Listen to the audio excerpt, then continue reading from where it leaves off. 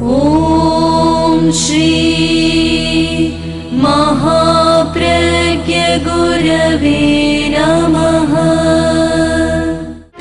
जिसके सांसों में रहता है शाश्वत शांति का स्पंदन, उस महाप्रज्ञ को वंदन, उस महाप्रज्ञ को वंदन। सत्य अहिंसा अनेकांत को अर्पित जिसका तन मन, उस महाप्रज्ञ को वंदन, उस महाप्रज्ञ को वंदन। जिसके सांसों में रहता है शाश्वत शांति का स्पंदन, उस महाप्रज्ञ को वंदन, उस महाप्रज्ञ को वंदन।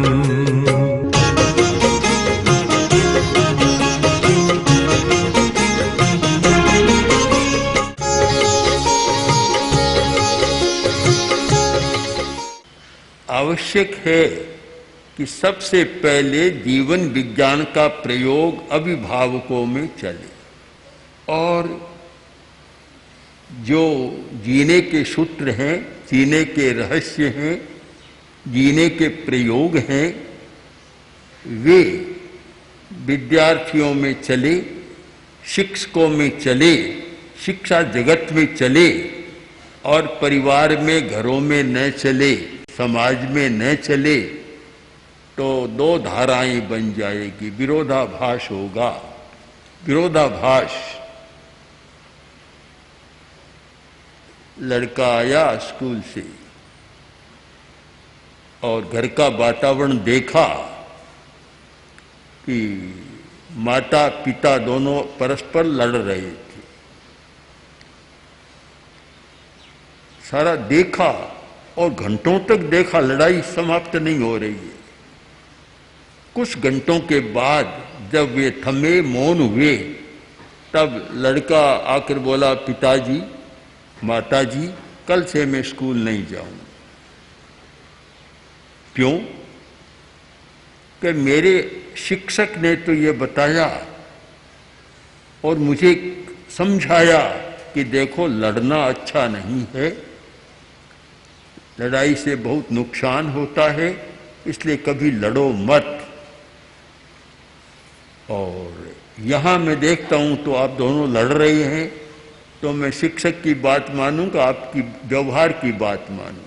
उन्होंने तो कोरा शब्दों में कहा, और मैं तो व्यवहार में देख रहा हूँ, सामने एक प्रैक्टिकल हो रहा है मेरे सामने कि आप दोनों लड़ रहे हैं। तो वह जो मुझे कहता है लड़ो मत, लड़ना अच्छा नहीं, ये झूठी बात बता रहे हैं, तो वहाँ जाने से मुझे क्या लाभ है? मैं नहीं जाऊंगा। यदि परिवर्तन लाना है और समाज में परिवर्तन आना चाहिए तो एक त्रिकोण बनना चाहिए। अणुव्रत का एक त्रिकोणात्मक अभियान चला था बहुत वर्षों पहले। तो उस त्रिकोण में एक कोण है अभिभावक, दूसरा कोण है शिक्षक और तीसरा कोण है विद्यार्थी। यह एक त्रिकोण बनता है और त्रिकोण बहुत शक्तिशाली होता है। त्रिकोण में अग्नि तत्व काम करता है, आग्नेय तत्व, तो वह बहुत ऊर्जा को ग्रहण करता है, बहुत शक्तिशाली होता है। अभी तो लगता है द्विकोण चल रहा है। शिक्षकों को जीवन विज्ञान का प्रशिक्षण दिया जा रहा है, विद्यार्थियों को दिया जा रहा है, और अगर एक कोण खाली रहा तो कठिनाई भी पैदा हो जाती है, हो सकती है, क्योंकि विद्यार्थी विद्यालय में पढ़ेगा, प्रयोग करेगा और बदलेगा, और घर में वैसा व्यवहार नहीं मिलेगा तो उसके सामने एक बहुत समस्या पैदा हो जाएगी और एक द्वंद्व की स्थिति भी पैदा हो जाएगी, अंतर्द्वंद्व भी बन जाएगा कि क्या करूं, जो मैंने पढ़ा है सीखा वह करूं या जो देख रहा हूं आंखों से वह करूं। एक बड़ी असमंजस की स्थिति पैदा होती है। हमने बहुत बार कहा था कि जीवन विज्ञान केवल शिक्षा के क्षेत्र का नहीं है, शिक्षा के क्षेत्र में उसका प्रयोग हो रहा है, किंतु वह हर व्यक्ति के लिए है, जो जीने की कला को सीखना चाहता है कि कैसे जिया जाए, जीने की कला बहुत कठिन है। जीने की कला बहुत कठिन है और मरने की कला तो उससे भी ज़्यादा कठिन है। आदमी इस दुनिया में आता है और एक दिन चला जाता है। जाए तो कैसे जाए, कैसे आए, ये तो हाथ की बात नहीं है, क्योंकि एक अबोध बच्चा जन्म लेता है, उसके बस की बात नहीं है। किंतु जाए तो कैसे जाए, ये उसके हाथ की बात है। कलात्मक समाधि मरण हो, पर वह कब हो सकता है कि पहले कलात्मक जीवन जिए, जीवन की कला को जाने, जीवन के रहस्यों को समझे। कितने रहस्य हैं हमारे जीवन के। हमने शिक्षा को भी एक बुद्धि की सीमा में जकड़ दिया। बौद्धिक विकास एक सीमा बना दी तो बस इस सीमा में जो आता है वह तो शिक्षित है और इस सीमा से परे है वह अशिक्षित है। किंतु मैं अपने अनुभव के आधार पर कह सकता हूँ कि जिन्होंने शिक्षा के घेरे में प्रवेश नहीं किया वे लोग दुनिया में बहुत बड़े शिक्षक बन गए, बहुत बड़े शिक्षकों को शिक्षक बन गए। तो फिर बुद्धि सीमा नहीं है, बुद्धि का एक दायरा है, उसका एक कक्ष है, वहाँ बुद्धि काम देती है। किंतु उससे परे जो सबसे बड़ी बात है, जो हमारे जीवन को सुखमय या दुखमय बनाने वाली बात है, वह है हमारी भावधारा, भावतंत्र। जब तक बुद्धि और भावधारा दोनों का सामंजस्य नहीं होता, दोनों में समन्वय स्थापित नहीं किया जाता, तब तक जीने का रहस्य हाथ में नहीं आता और अच्छा जीवन जीने की बात भी उसके समझ में नहीं आती। हमें बौद्धिक विकास करना है, कोई दो मत नहीं कि बौद्धिक विकास होना चाहिए, अज्ञान मिटना चाहिए, मूर्खता समाप्त होनी चाहिए। यह एक बहुत अच्छी बात है, प्रवेश है, हमारा जीवन का प्रवेश द्वार, कि जहाँ बौद्धिक विकास होता है और आदमी अनेक क्षेत्रों में विकास करता है। किंतु सुख का तंत्र एक अलग है, दुख का तंत्र भी अलग है। महावीर की वाणी का एक बहुत सुंदर सूक्त है, बहु दुखाहु जंतवो। मनुष्य बहुत दुखी हैं, तब तो फिर सुख की बात ही क्यों करी। इसको सच्चाई मान लें कि मनुष्य बहुत दुखी है, किंतु साथ में एक रहस्य का उद्घाटन कर दिया कि कौन से मनुष्य दुखी हैं, कि जे सत्ता कामे ही मानवा, जो कामों में आसक्त हैं, कामनाओं में आसक्त है, वे मनुष्य दुखी बनते हैं। जो आसक्त नहीं है वे दुखी नहीं बनते। गीता का एक प्रमुख प्रतिपाद्य है कि एक दो शब्दों में गीता के मर्म को समझाना चाहें तो वह है अनासक्ति। अनासक्ति, सारा दुख पैदा होता है आसक्ति के कारण। पदार्थ हमें दुख नहीं देता, भोजन की सामग्री दुख नहीं देती, मकान दुख नहीं देता, पैसा भी दुख नहीं देता। उसके साथ आदमी जुड़ जाता है, आसक्ति पैदा हो जाती है, वह दुख पैदा करती है। आसक्ति नहीं है और धन चला गया तो दुख नहीं आता। मैं एक परिवार को जानता हूँ, मैंने कुछ घटनाएं देखी, मुझे स्वयं आश्चर्य हुआ कि इस आसक्ति के युग में इतना अनासक्त जीवन कैसे जिया जा रहा। उस व्यक्ति का एक कारखाना था, कारखाने में आग लग गई, शायद करोड़ों का नुकसान हुआ। जब वह आया तो मैंने देखा कि चेहरे पर खुशी है, कोई भी गम नहीं, उसका निशान भी नहीं, कोई दुख की रेखा नहीं। तो मुझे आश्चर्य हुआ। मैंने पूछा कि सुना है कि तुम्हारा ऐसा हो गया, कहाँ हुआ है तुम्हारे मन पर? के मन पर कोई नहीं है, क्यों आता है जाता है, ये तो होता रहता है, कोई खास बात नहीं। बात समाप्त हो गई। अब हम कैसे माने कि पैसा होने से कोई दुख होता है, सुख होता है, चला जाए तो दुख होता है? कुछ भी नहीं। फिर दूसरी घटना हमने देखी कि कोई 40 लाख का जेवर था, एक जगह रखा था और कोई लेकर भाग गया। फिर आया तो आश्चर्य हुआ कि जो घर का स्वामी है वह भी दुखी नहीं, किंतु जिस बहू का पुत्र वधू का वह था वह भी दुखी नहीं। मुझे बड़ा आश्चर्य हुआ तो दुखी नहीं है।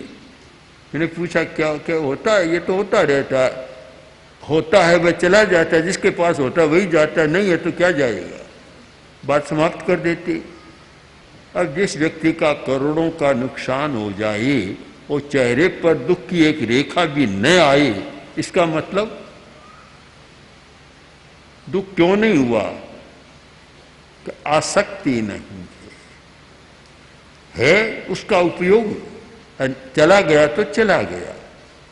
तो दूसरी ओर ऐसे लोगों को भी देखा है कि जिनके पास संपत्ति तो बहुत है, पर 150 रुपया भी इधर उधर हो जाए तो नींद आराम हो जाए। ऐसे व्यक्ति से मैंने कहा, एक बार एक व्यक्ति आया और बड़ा उदास चेहरा था। मैंने पूछ लिया कि आज ऐसे कैसे? हमारे पास श्रद्धा बस आ रहा था, मैं भी नहीं जानता कौन है, वह भी नहीं, कोई नया आदमी था, पर श्रद्धा बस बहुत आते आते परिचित बहुत हो गया था। हम लोग दिल्ली में थे तो मैंने पूछा कि आज ऐसे कैसे हो?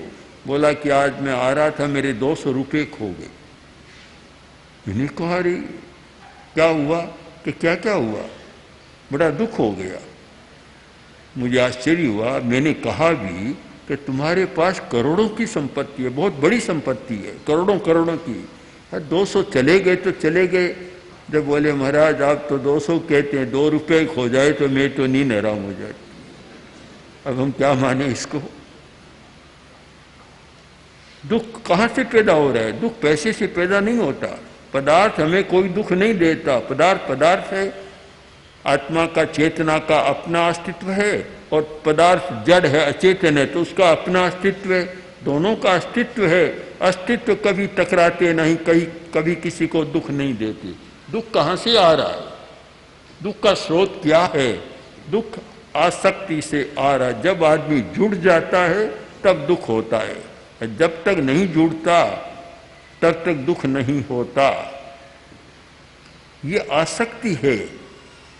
जीवन विज्ञान का प्रयोग है, वह दुख को मिटाने का प्रयोग है, एक सुखी जीवन का निर्माण करने का प्रयोग है। उसमें यह है कि भाई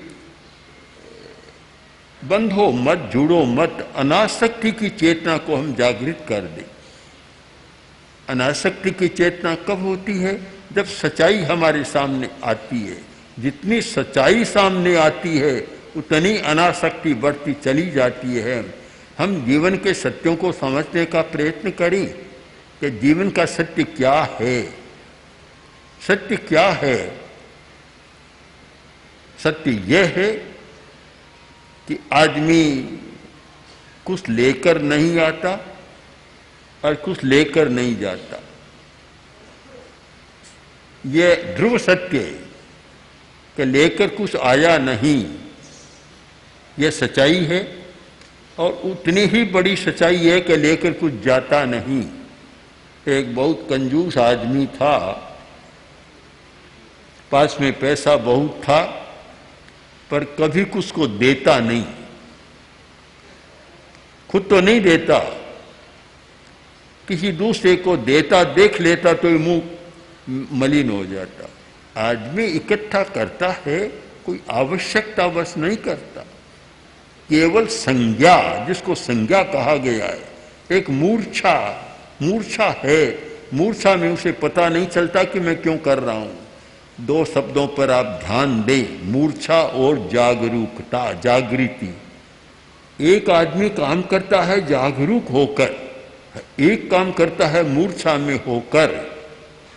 मुझे कहने में संकोच नहीं होता कि बहुत बड़े बड़े पढ़े लिखे लोग हैं, वे भी मूर्छा का जीवन बहुत जीते हैं। बहुत कठिन है अगर सर्वे किया जाए कि जागृति का जीवन जीने वाले 6 अरब की दुनिया में कितने लोग हैं और मूर्छा का जीवन जीने वाले कितने लोग हैं। मूर्छा का जीवन, जहाँ हिंसा चलती है, आक्रमण होता है, एक दूसरे के सर्वस्व को हड़पा जाता है, जहाँ दूसरे को सताया जाता है, जहाँ धन को इकट्ठा किया जाता है। अगर कोई मुझे पूछे कि दुनिया में सबसे बड़ी मूर्छा या और उसके साथ पनपने वाली सबसे बड़ी मूर्खता क्या है, तो शायद मैं ये कह सकता हूं बिना संकोच के कि जो व्यक्ति अनावश्यक हिंसा करता है और जो व्यक्ति अनावश्यक धन का संग्रह करता है, वह सबसे बड़ा मूर्छा का जीवन जीने वाला है। सबसे बड़ा मूर्ख कहूं तो अप्रिय लगेगा, मूर्छा है तो उससे ज्यादा खराब, पर वह अप्रिय नहीं लगती इतनी बात कि मूर्छा है। मूर्छा में कुछ पता ही नहीं चलता कि वह क्या कर रहा है। जैसे एक मूर्छित आदमी है और मूर्छा में कोई चेष्टा करता, उसको पता नहीं चलता, तो वैसे इतनी सघन मूर्छा है तो उसे पता नहीं चलता कि मैं क्या कर रहा हूं, क्या कर रहा हूं। पुराने आचार्यों ने, जिन्होंने गहन चिंतन किया अध्यात्म की दृष्टि से और जीवन विज्ञान की दृष्टि से भी कह सकता हूं, एक गहन चिंतन किया, तो उन्होंने तो बहुत कड़ी बात लिख दी। श्रीमद् भागवत का एक बहुत सुंदर श्लोक है कि यावत ब्रियेत जसरम तावत स्वत्वम ही देहिनम अधिकं यो भी मन्येते से चौरे इति न, कि जितने से अपना पेट भरे उतना पर तो व्यक्ति का अधिकार है, वह उसका स्वत्व है। अधिकं यो भी मन्येते, जो उससे अधिक रखना चाहता है, लेना चाहता है, से स्तेने दंडमर्हति, वह स्तेन है, चोर है और उसे दंडित करना चाहिए, दंड देना चाहिए। दंडमर्हति, दंड देने योग्य है। कितनी कड़ी बात कही है। और यह बात एक समाज व्यवस्था के लिए बहुत मननीय बात है कि जिस समाज व्यवस्था में यह होता है कि अनावश्यक संग्रह कोई व्यक्ति न करे, और किसी व्यक्ति के पास अनावश्यक संग्रह नहीं होना चाहिए। एक व्यक्ति इतना अनावश्यक संग्रह करता है कि 1000 10,000 व्यक्ति उससे प्रभावित हो जाते हैं। एक इतना ऊंचा पहाड़ बना दिया कि बड़े बड़े गड्ढे बन गए।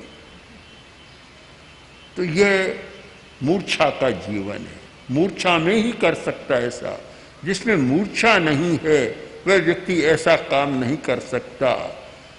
यह कहने में कोई शायद कठिनाई नहीं होनी चाहिए कि वर्तमान में मूर्छा का जीवन बहुत जिया जा रहा है, जागरूकता का जीवन जीने वाले लोग बहुत कम हैं। प्रेक्षा ध्यान, जीवन विज्ञान का उद्देश्य है जागरूक जीवन का निर्माण, जागरूक व्यक्तित्व का निर्माण, जिसमें जागरूकता हो, जागृति के साथ कोई काम करे। एक संप्रदाय है ध्यान संप्रदाय, बौद्धों का एक संप्रदाय है जो जापान, ताइवान, चीन आदि में चलता है, कोरिया में उधर, जिसका नाम ही है जैन संप्रदाय यानी ध्यान संप्रदाय। ध्यान संप्रदाय का मुख्य विषय रहता है कि जागरूकता, बस जागरूकता के साथ काम करो, कोई भी काम करो जागरूकता के साथ करो। इस जागरूकता को ही प्रेक्षक ध्यान में कहा गया भावक क्रिया। भावक क्रिया, भावक क्रिया का मतलब ही जागरूकता है कि कोई भी काम करो जागरूकता के साथ करो, मूर्छा में मत करो। एक ध्यान संप्रदाय का साधक बैठा था और कुछ लोग भी बैठे थे, तो प्रमुख था, गाल पर एक मक्खी बैठ गई और उसने ऐसा किया, मक्खी उड़ गई। मक्खी तो उड़ गई, फिर उसने ऐसा किया गाल पर चांटा। तो दूसरों ने पूछा कि मक्खी तो उड़ गई, फिर आपने ऐसा क्यों किया? तो बोला पहले मैंने मूर्छा में कर लिया था, अब जागरूकता के साथ कर रहा, जागरूकता के साथ मक्खी को उड़ा रहा हूं। जब जागरूकता पैदा हो जाए फिर कोई अनावश्यक काम नहीं करता, न अनावश्यक भोजन करता, न अनावश्यक बोलता, न अनावश्यक सोचता और न अनावश्यक कोई प्रवृत्ति करता। ये आवश्यकता और अनावश्यकता, इन दो पर आप ध्यान दें कि जहाँ जहाँ अनावश्यक प्रवृत्ति हो रही है दुनिया में समस्या बढ़ रही है, उलझन बढ़ रही है। और जब अनावश्यक प्रवृत्ति समाप्त हो जाए समस्या भी समाप्त हो जाए। समस्या कृत है, समस्या आकाश से नहीं टपकती, वर्षा नहीं होती, न पाताल से निकलती, ये समस्या मनुष्य के द्वारा कृत होती है। और वह मनुष्य जो अनावश्यक प्रवृत्ति करता है समस्या को जन्म देता है। जीवन विज्ञान एक आध्यात्मिक प्रयोग है, नैतिक चेतना को जागृत करने का प्रयोग है, और उसके द्वारा ये अनावश्यकता की बात समाप्त हो जाए और ऐसी चेतना जागृत हो तो कितना अच्छा हो। ऐसे लोगों को भी मैंने देखा है कि सरकारी सर्विस में है और जिनको 10, 15, 20 हजार रुपया मासिक मिलता है उस पद पर, उन्होंने सिर्फ 1 रुपया लिया व्यवस्था के नाते और से सारा छोड़ दिया। डॉक्टर कोठारी, जीएस कोठारी, जो जैन श्रावक थे, बड़े अणुवैज्ञानिक थे, प्रसिद्ध है डीएस कोठारी, तो जहाँ तक हमने सुना जाना है ऐसा ही करते कि बस केवल जो एक लेना होता लेते, बाकी सब छोड़ देते। और भी लोगों को देखा है। ये ऐसा क्यों होता कि आसक्ति नहीं थी। उन्होंने कहा कि मेरे पास जितना चाहिए जीवन चलाने के लिए है, फिर मैं ये भार क्यों डालूं सरकार पर और मैं क्यों लूं दूसरे का। इस प्रकार की नैतिकता की चेतना जागृत हो जाए तो मानना चाहिए जीने की कला या जीवन विज्ञान एक सार्थक प्रयत्न हो रहा है। इसलिए इस विषय में जीवन विज्ञान का अध्ययन करने वाले या जीवन विज्ञान का प्रशिक्षण देने वाले सब चिंतन करें कि जीवन विज्ञान के द्वारा हम कहाँ पहुँचना चाहते हैं, हमें कहाँ जाना है। तो मैं मानता हूँ जीवन विज्ञान एक वर्तमान की दुख भरी समस्याओं का चक्र तोड़ने में बहुत सफल हो सकता है और इस दिशा में हमारा प्रयत्न निरंतर चलना चाहिए। ओम ओम श्री महाप्रज्ञ गुरवे नमः। गुरवे नमः, गुरवे नमः। ओम श्री महाप्रज्ञ गुरवे नमः। गुरवे नमः, गुरवे नमः। ओम श्री महाप्रज्ञ गुरवे नमः। गुरवे नमः। ओम श्री महाप्रज्ञ गुरवे